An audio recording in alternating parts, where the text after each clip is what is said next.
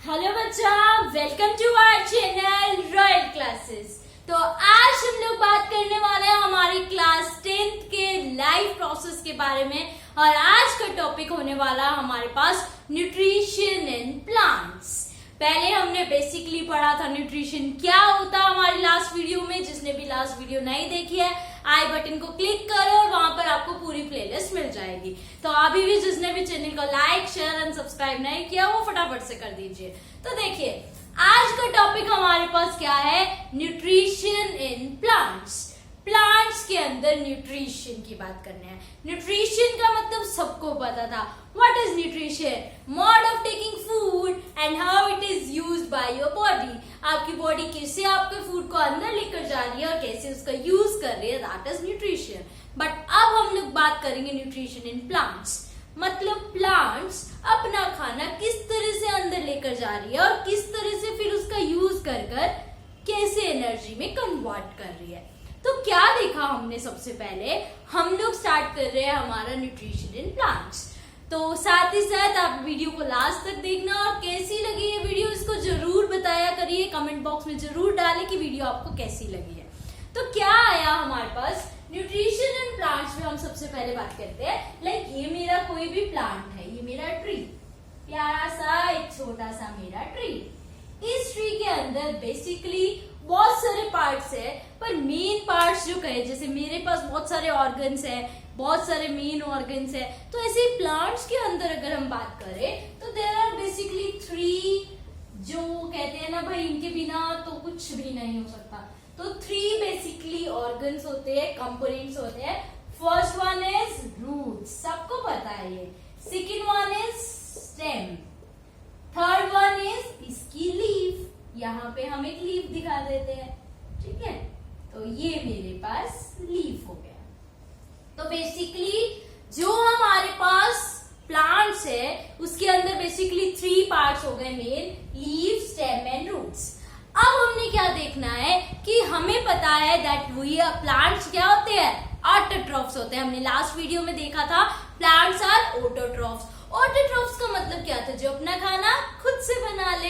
तो प्लांट्स ऐसे होते हैं जो अपना खाना खुद से बना लेते हैं। तो हम क्या कर रहे हैं, हम लोग उनके काम को देख रहे हैं कि वो कैसे खाना अपने आप बना लेते हैं और फिर किस तरह से उनका यूज कर लेते हैं। तो सबसे पहली बात हमें बताया कि प्लांट्स जो है वो अपना जो खाना बना रहे हैं उनके लिए उन्हें बेसिकली क्या क्या चाहिए। बचपन से हम पढ़ते आ रहे हैं कि एक प्रोसेस होती है, that process is known as photosynthesis. नाम पढ़ते आ रहे हैं ना हम लोग बचपन से। फोटोसिंथेसिस से अपना खाना खुद बना लेता है हमारा प्लांट, ठीक है। तो आपके पास बचपन से हम लोग पढ़ते आ रहे हैं what do you mean by photosynthesis. Photosynthesis क्या होती है? तो हम सिंपल सी बात भी लिखते हैं, द प्रोसेस इन विच, बचपन वाली डेफिनेशन भी लिख लेना, the process in which green plants make their own food.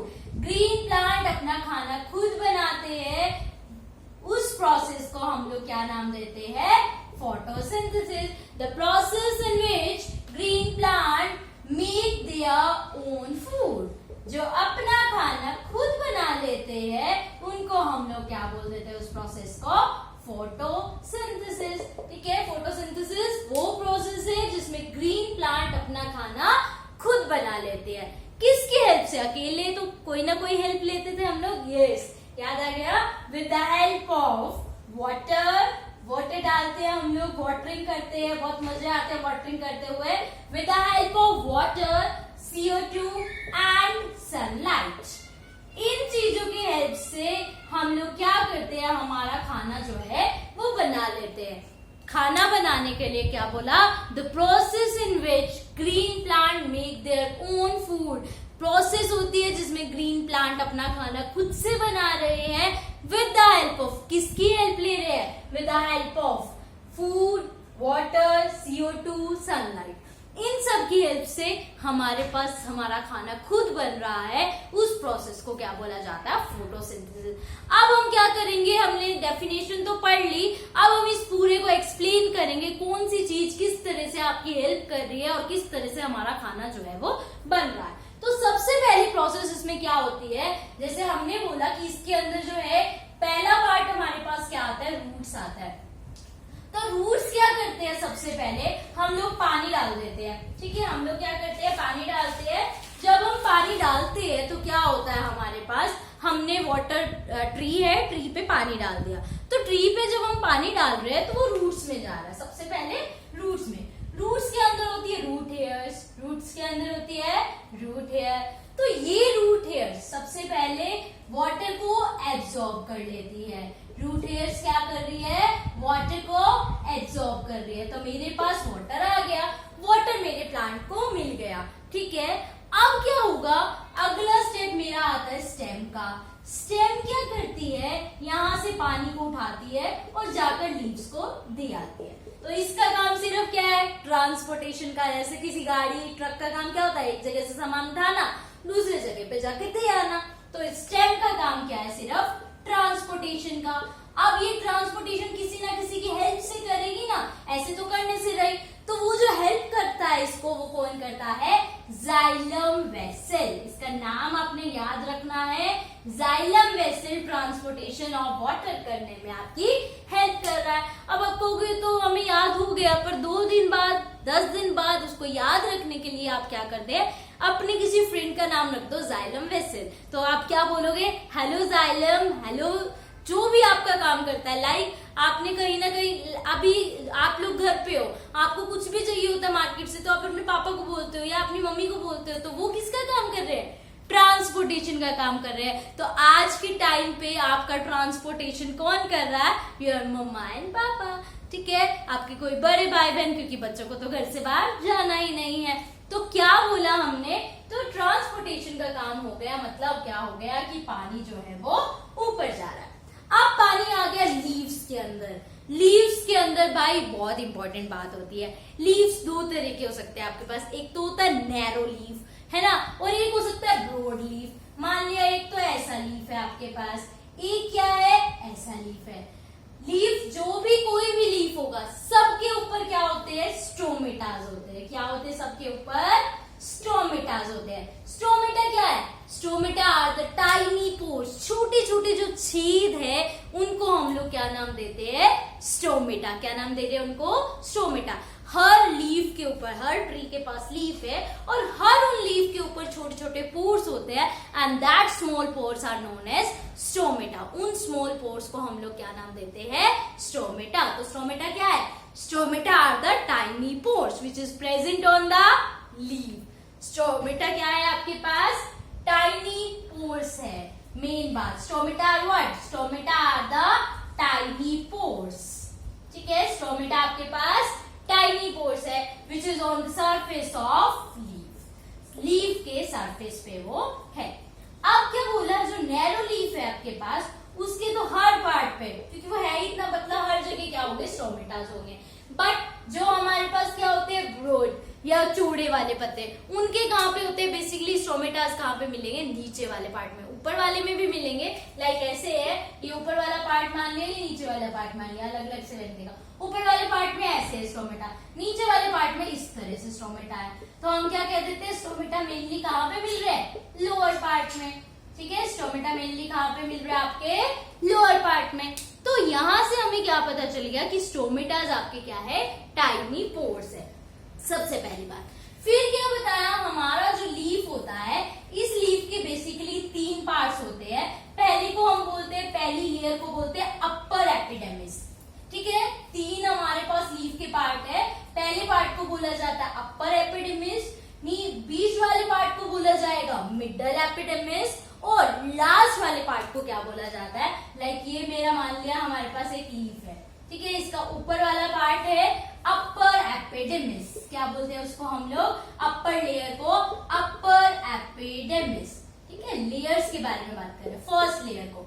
Second layer जो मिडिल वाली है, उसको बोलते हैं मिडिल एपिडेमिस, या फिर इसका दूसरा नाम भी होता है हमारे पास, और दूसरा नाम क्या है, मेसोफिल। दूसरा नाम क्या होता है, मेसोफिल। मेसो का मतलब मिडिल होता है, और फिल का मतलब हमारे पास लेयर होता है। तो बात वही आ गई। ठीक है, लास्ट जो है उसको हम बोल देते हैं लोअर एपिडेमिस। तो बेसिकली जो हमारा मिडिल एपिडेमिस है, वहां पे क्या होता है, क्लोरोफिल होता है। Chlorophyll is a green pigment. Chlorophyll क्या होता है, ग्रीन पिगमेंट होता है, जो आपका फूड बनवाने में आपकी हेल्प कर रहा है। या फिर आपका लीफ ग्रीन कलर के क्यों है? Due to chlorophyll. अगर क्लोरोफिल नहीं होगी तो हमारे पास जो लीफ है वो ग्रीन कलर के नहीं होंगे। ठीक है, इतनी बात क्लियर हो गई आपको। सबसे पहली बात बताई कि जो फोटोसिंथेसिस से हमारा खाना, प्लांट्स अपना खाना खुद बनाते हैं because they are water drops. फिर हमने बताया सबसे पहले रूट एयर आती है, रूट एयर में वाटर डालते हैं, वाटर एब्जॉर्ब होता है, स्टेम उसको ऊपर लेकर जाती है। स्टेम जब उसको ऊपर ले गई तो ऊपर हमारे पास क्या है? लीफ है। और उस लीफ में क्या होते हैं? 3 तरह के पार्ट्स होते हैं, upper epidermis, middle epidermis, lower epidermis. Lower epidermis में और अपर एपिडेमिस जो है वो प्रोटेक्टिव लेयर है, और middle layer that is the mesophyll, उसके अंदर क्या होता है? हमारे पास सारा का सारा जो है क्लोरोफिल स्टोर होता है। जो आपका ग्रीन कलर है वो इसी वजह से होता है। अब बात आती है स्टोमेटा क्या काम करते हैं। स्टोमेटा आपके पास, स्टोमेटा के साथ क्या होती है? हमारे पास गार्ड सेल होती है। स्टोमेटा जो है वो एक टाइनी पोर्स है और इनके ऊपर क्या होती है? गार्ड सेल होती है। ठीक है, इस तरह से होती है गार्ड सेल। लाइक आपके राजमा अगर आपने खाए हो या ऐसा किडनी की शेप बनाते हैं, इस तरह से हमारे पास क्या होते हैं? हमारे स्टोमेटास होते हैं। यहाँ पे एक छोटा सा पोर है, छोटा सा छेद है। लाइक मैं लूं, ये मेरा एक हाथ, ये मेरा सेकेंड हैंड। ठीक है, तो इसमें ये दोनों क्या है? Guard cell. ये मेरा क्या है? जो छोटा सा छेद आपको दिख रहा है that is known as stomata.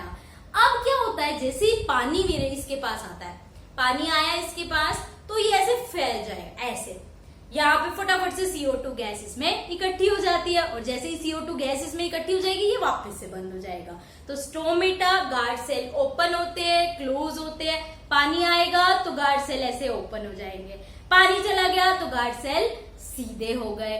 तो मेन बात क्या आई? जब इसके अंदर ऐसे ये छेद बन गया, यहाँ पे सारी CO2 इकट्ठी हो जाएगी, और CO2 इकट्ठी हो गई तो हमारे पास अब CO2 भी आ गया, वाटर भी आ गया, सनलाइट तो हमारी आ ही रही है, तो CO2, वाटर और सनलाइट मिलकर क्या बन जाएगा? फूड बन जाएगा। तो सबसे पहले ये क्या है आपके पास? गार्ड सेल, और गार्ड सेल के ओपनिंग और क्लोजिंग से, ओपनिंग और closing of guard cell provides CO2। वो क्या प्रोवाइड कर देते हैं? CO2। जब ये स्वेल होगा, कैसे लिखेंगे? व्हेन गार्ड सेल के पास, when water is near the guard cell, जब आपके पास वाटर आएगा किसके पास? नियर द गार्ड सेल, तो गार्ड सेल क्या करते हैं? Then guard cell become swell, guard cell आपके स्वेल हो जाते हैं और CO2 को ट्रैप कर लेते हैं, मतलब पकड़ लेते हैं। पकड़ लिया CO2 को, और अब क्या होगा? जैसे ही हमारे पास CO2 को पकड़ा तो हमारा पोर क्या हो गया? बंद, मतलब स्टोमेटा क्या हो गया? आपका क्लोज हो गया। अब हमारे पास CO2 अंदर चली गई, फिर वापस से ये इस तरह से ओपनिंग क्लोजिंग होती रहती है और CO2 अंदर बाहर जाती रहती है। अब क्या होता है हमारे पास? अब हमारे पास CO2 भी आ गया, वाटर भी आ गया। वाटर किसकी हेल्प से आया? Root hair. CO2 किसकी हेल्प से आया? लीफ। लीफ पे क्या था? स्टोमेटा। स्टोमेटा पे क्या थी आपके पास? Guard cell. तो अब क्या दिखा इसके बाद हमारे पास? हमने ले लिया CO2 प्लस वाटर प्लस हमारे पास सनलाइट, इनकी प्रेजेंस में, क्लोरोफिल की प्रेजेंस में लीफ पे क्या बन जाता है? फूड। और यहाँ पे हमारे पास क्या बन जाएगा? ग्लूकोज। ग्लूकोज मतलब फूड, स्मॉलेस्ट फूड। प्लस क्या निकलता है यहाँ से? ऑक्सीजन। एक चीज और यहाँ पे क्वेश्चन पूछा जाता है, डे टाइम पे स्टोमेटा ओपन रहते हैं बट नाइट में स्टोमेटा बंद हो जाते हैं, और कभी कभी जब वेदर कंडीशन आपकी ड्राई हो जाती है या स्टोमेटा को वाटर स्टोर करना होता है तब भी स्टोमेटास डे टाइम में भी बंद हो जाते हैं, बट नाइट में स्टोमेटास बंद रहते हैं। ठीक है, तो मतलब खाना सिर्फ कब बनता है? During day time. तो ये हमारे पास, इसको बैलेंस कर लेते हैं। 6 CO2 6 H2O, सनलाइट की प्रेजेंस में हमें देता है C6H12O6 plus 6O2। This is the complete reaction of photosynthesis. तो तो फोटोसिंथेसिस की डेफिनेशन आपसे कोई नहीं पूछेगा, बट रिएक्शन बहुत लोग पूछेंगे, तो आपको पता होनी चाहिए। इसको बहुत स्टार देके नोट डाउन कर लेना, क्योंकि ये एक इंपॉर्टेंट बात है। अब बोलो फोटोसिंथेसिस अगर किसी तरह आपको आ गया कि प्रूफ मतलब बताइए क्या है, तो हम वो तो लिख नहीं सकते, क्योंकि वो तो बच्चे लिखते हैं 6th क्लास के।